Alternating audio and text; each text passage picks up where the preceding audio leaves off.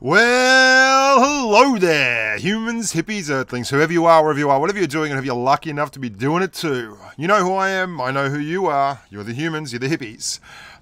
Some of you are earthlings, others it's still up for debate, and I'm here to talk to you today about patch 4.3.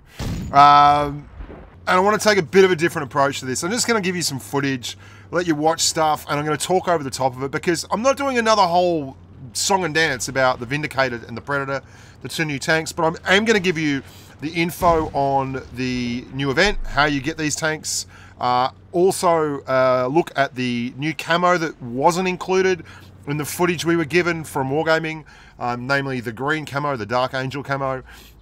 I'm going to talk about the change to 60 frames per second to 120 frames per second on the new iPad 10.5, which I am lucky enough to own. And by lucky, I mean I own it. And I'm going to give you some examples of that. We're going to play a little game where I let you try and pick the 30 frames per second tank, the 60 frames per second tank, and the 120 frames per second tank. And that should be pretty fun. And I don't know if it'll translate very well to YouTube because YouTube compresses the pants off video. And it really annoys us. I'm going to give you a look at the autoloader as well. I'm going to talk about the two things about these two tanks that really worry me. I'm going to talk about the balance changes, all the new stuff in the patch. So stick around, chill out, and let's jump right into it. First and foremost, the new tanks, this is it.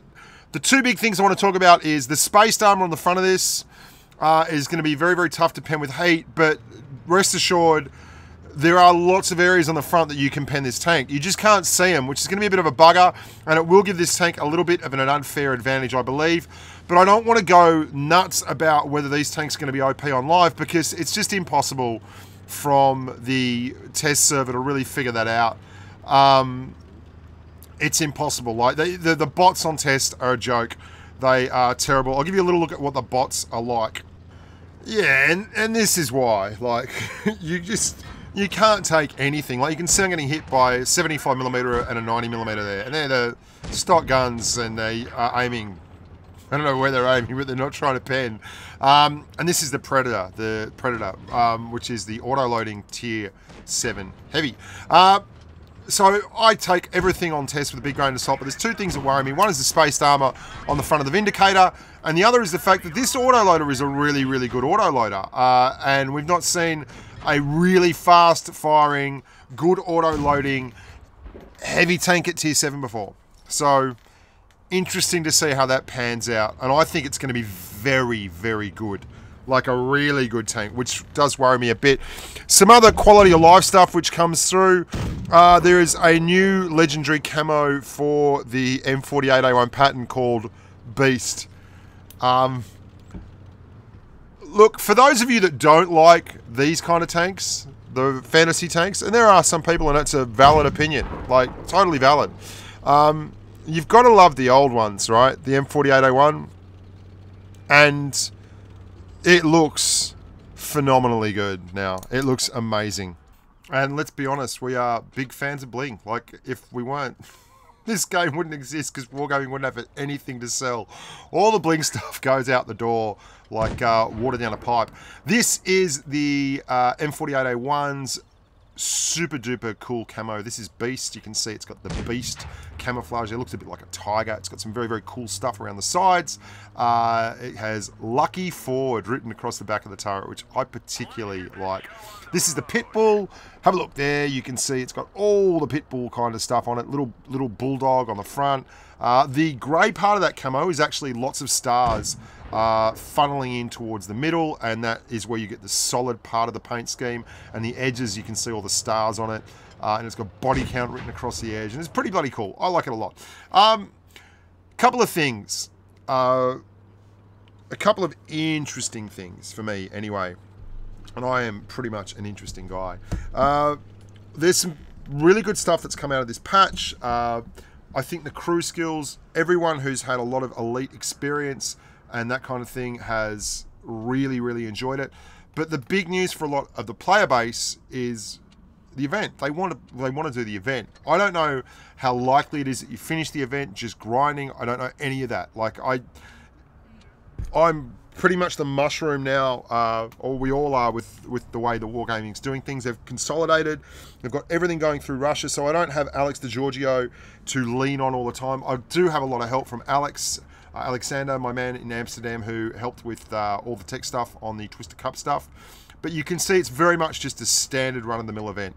You go through, you can complete stages by getting Dark Angel stuff, and at the end of it you get the tanks, and then on the next part of it you get the camo.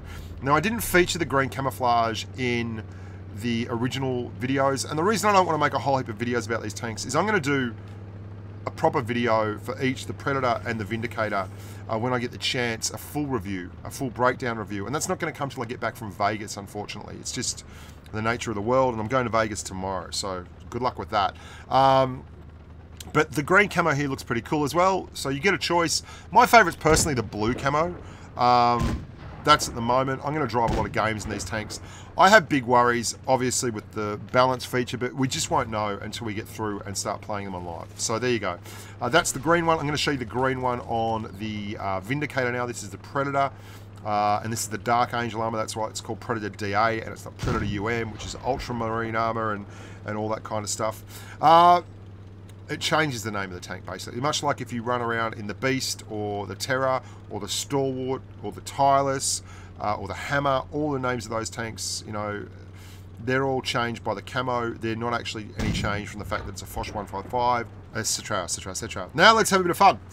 One of these tanks is 30 frames per second, one is 60 frames per second, and one is 120 frames per second. Can you tell which one? I couldn't really tell until I walked it back and actually looked at these live, large, and loud, but I'm going to show you right now. Now, the 120 frames per second down the bottom does, to me, actually look better, but there's not a big difference between that and the 60, but I can see a notable difference between the 30 and the 120. So there's gradients there, obviously. There's different levels, and you'd expect to see a big difference between the 30 and the 120, but I don't know how this is going to come out on YouTube, guys, because YouTube is a bit of a bugger with things like that. It really does screw you up with compression, so it might not look as noticeable for you on YouTube. But this is big news for those of you running the new iPad 10.5, which I am.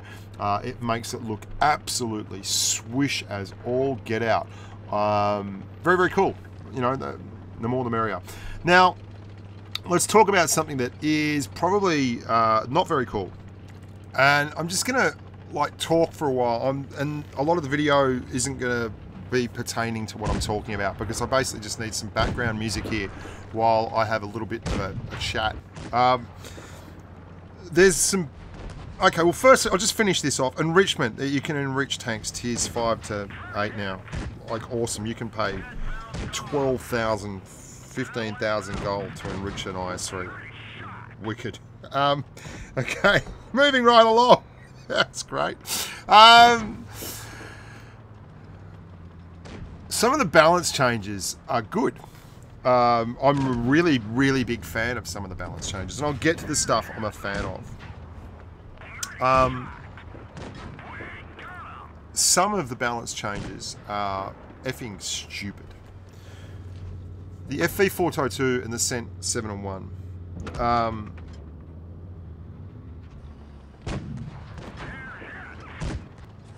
They never should have touched these tanks in the first place. Should have left Hesh as it was and not done anything else.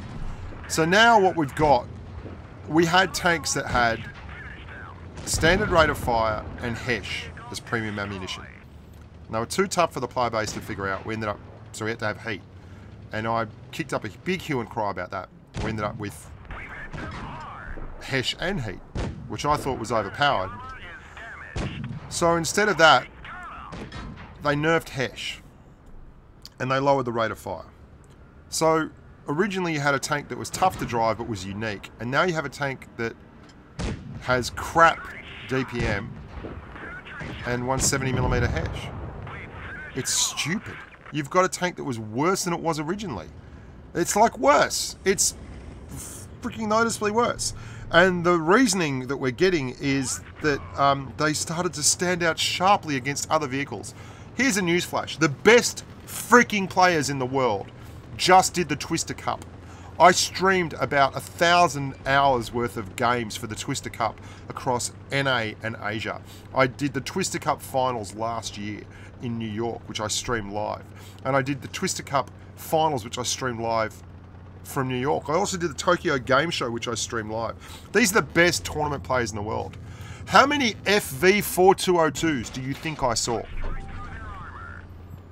If you chose from like everyone drove FV4202s, some people drove FV4202s, very few people drove FV4202s, or absolutely no one drove an FV4202. The last one was correct. I did not see one FV4202 in all the tournament games I streamed. I saw Mouses, I saw all the heavies, I saw all these TDs. I didn't see an E50M in any this year, although, you know, that's all there is to do with that. But I also saw absolutely no FV4202s. I saw every other medium tank in the game. Every other medium tank in the game at tier 10. So the idea that Hesh and Heat was making these tanks over the top does not wash.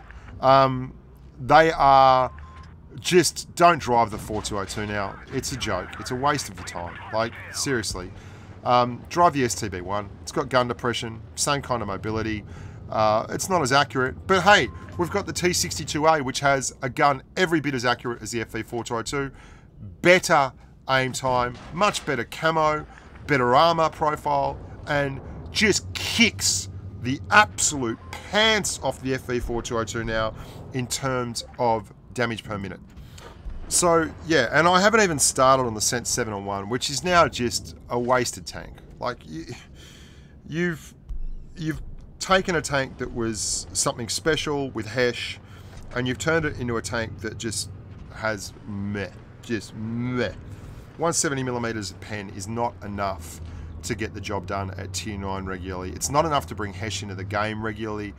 I'd take the T54 every day of the week now, rather than play the Sense 7-on-1. I'm really, really annoyed about this. They've like nerfed the tanks. Instead of taking a tank, like, compared to how they were right at the start, they're now worse. Like, if your aim was to take two tanks that weren't particularly massively played by everyone anyway, like the 7-on-1 was really good, it was my favourite tier 9 medium, but take two tanks that really did not stand out from the crowd originally, and you've made them into the most vanilla, average waste of space, 2 thumbs up. Like, that's what you've done. Crap. Absolutely rubbish. The IS-7 had too much armor on the sides. Hey, hats off, because this needed a nerf. Like, yeah, watch the tournament streams. IS-7's freaking everywhere, along with Mouses. Like, just, there's a reason they're running 4 IS-7s on maps, and not just Asia and North America, but everyone. Like, the IS-7 needed a nerf. The thickness of the side armor was reduced to 5mm. It was too good. It was too freaking good. If you don't like that change, suck nuts. Like, honestly, just, it needed to be done. M41 Bulldog. Big thumbs up. So, after the mediocre release, and this speaks so much to how I'm very much impressed with how Wargaming has taken balance really seriously with the Bulldog and that American line, and how I think that you're going to see the French TD line get buffed eventually, because that mediocre American line has now seen buffs in the past few patches to the T57 Heavy, to the T69 medium tank, to the T54 E1 medium tank, and now the M41 Bulldog's turret. The vehicle didn't inflict enough damage, they're saying, was below average. Like, no one's surprised by this. And hats off, heads up, the Batchat camo as well. I forgot that right from the start. Batchat camo is now on the move camo. Like, it's proper light tank camo. Hopefully that helps out, because the Batchat, the average win rate and the average damage for that tank was in the toilet. It was just not that good. And that's a whole nother video. Shaw's X, a good mate of mine and patron who is on the EU server, pointed that out to me. Basically, there's an amazing thread by Jilpar, a really cool thread. You have to read it. It is so cool. The stats are amazing. He has gone deep diving in the data and has come out with some amazing results. And the Batchat is kind of right down the bottom of the linear model that he's put together, which is freaking awesome to look at. Highly recommend it. There's a video on this, and I'm going to do it. It'll actually make a really good podcast. I'm going to try and contact Jill, but again, I have to do all this after I get back from where I'm going. Yeah, so back to the Bulldog. The Bulldogs had a big buff. Gun shell reloads have been buffed.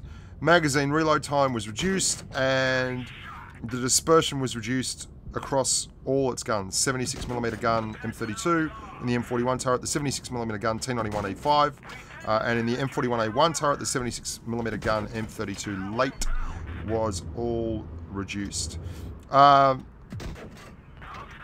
Gee, I'm really salty about the 4202 and the 701 nerfs. Anyway, what are you gonna do? I mean, they reworked some of the modules in some of the other tanks, and that's great. One of the other things that are cool, like they've fixed the bug with the sniper mode on the waffle tractor. When you're rotating the gun around, at times the reticle would point somewhere completely differently than the shell would go, which was a long time ago. I did a video on this with the grill, and that on mines, on the old mines map. I showed that, so that apparently has been fixed, which is pretty cool. And there's some other quality of life stuff and errors that were fixed, which I think will be good for some of us. Like some of the tournament issues were sorted out, and that's good. Look, overall, I'm a really big fan of 4.3. It's bringing new content. It's fixing some issues. There are controversial balance changes for the Brit meds, which I'm not happy with, but you know what? Like, I can see that for a lot of it, you know, the swings and roundabouts are there. Like, a lot of the patch is really good quality stuff, and a couple of bits in the patch are not. And you just got to suck it up and move on with life with those things, I think, because, I mean, there's been a lot of really good stuff out of the recent patches, particularly the American medium, light, heavy line, that whole T57 heavy line, the Object 268, I mean, there's lots of really good stuff, and people are going to love this McCragg's Thunder content. They just get off on it, and that's all there is to it. Like, whether you're a fan of it or not, it will sell like hotcakes because people really like this content, and you need to understand that, and you just need to deal with it. I'm Bushka on Blitz. Love you all. Thank you so much for watching. Hope this video was informative for you. If you want to know more about the crew skills, I did a massive video on crew skills. It goes like for 3 hours. Go and have a look. I released it like 2 days ago. It's important stuff. And if you want the McCragg's Thunder full breakdown, wait for the full review, because I'm not going to waste all our time by doing a full breakdown on those tanks until I've played them on live, because otherwise it's just clickbait and you won't thank me for it when you get on live, and it's completely different to my suppositions based on the performance of bot 1, 2, and 3 driving stock tanks aiming at my gun mantlet. Love you guys. Look after yourselves. And until next time, stay safe on the battlefield.